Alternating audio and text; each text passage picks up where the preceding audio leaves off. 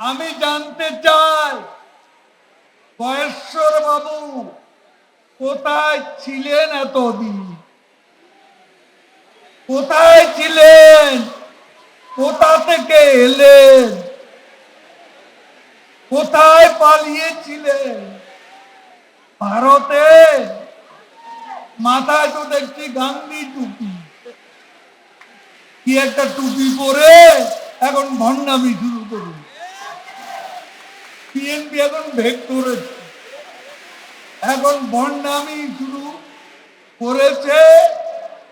গয়েশ্বর কালকে পল্টনে দাঁড়িয়ে আমাদেরকে বলে ভারতের দালাল। আরে অপবাদ তো আইয়ুব খান, ইয়াহিয়া খান, জিয়াউর রহমানের আমল, এরশাদের আমল আমরা অনেক শুনেছি। দালালি কারা করে? নরেন্দ্র মোদী ভারতের যখন প্রধানমন্ত্রী নির্বাচিত সকালে বন্ধের দিন ভারতীয় দূতাবাসে বিএনপি নেতারা ফুল আর মিষ্টি নিয়ে হাজির হয়েছিল। দালাল কারা? দালাল কারা? খালেদা জিয়া ভারতে গিয়ে গঙ্গার পানি কথা ভুলে গিয়েছিলেন। উপজেলা নির্বাচন নিয়ে জনগণ নাকি প্রত্যাখ্যান। তাহলে 36 থেকে 40% লোক যে ভোটাররা ভোট দিল তারা কারা? তারা এই দেশের জনগণ। তারা শেখ হাসিনার সততায় মুক্ত, তার উন্নয়নে মুক্ত, তার অর্জনে মুক্ত।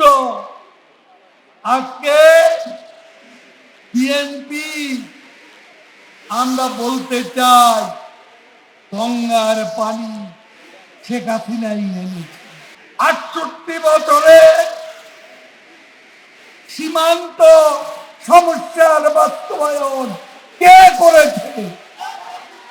শেখ হাসিনা এবং ভারতের প্রধানমন্ত্রী নরেন্দ্র মোদী। বাংলাদেশের মতো আর একটা বাংলাদেশ আমরা সমুদ্র সীমায় পেয়েছি, সেটাও ভারতের সাথে শান্তিপূর্ণভাবে আন্তর্জাতিক আদালতের রায় ভারত মেনে নিয়েছে। 21 বছর ভারতের সাথে শত্রুতা করে আমাদের লাভ হয়নি। এই বিএনপি শত্রুতা করে ভারতের সঙ্গে শত্রুতা সৃষ্টি করে সংশয়, অবিশ্বাস সৃষ্টি করেছিল, যে কারণে আমরা দুই দেশের মধ্যে সম্পর্কের উন্নতি হয়নি। শেখ হাসিনা এসে এ সংশয়, সন্দেহের, অবিশ্বাসের দেওয়াল ভেঙে দিয়েছেন। আমাদের বক্তব্য, ভারত আমাদের বন্ধু, আমরা কারো দাসত্ব করি না, আমরা কারো দয়া চাই না।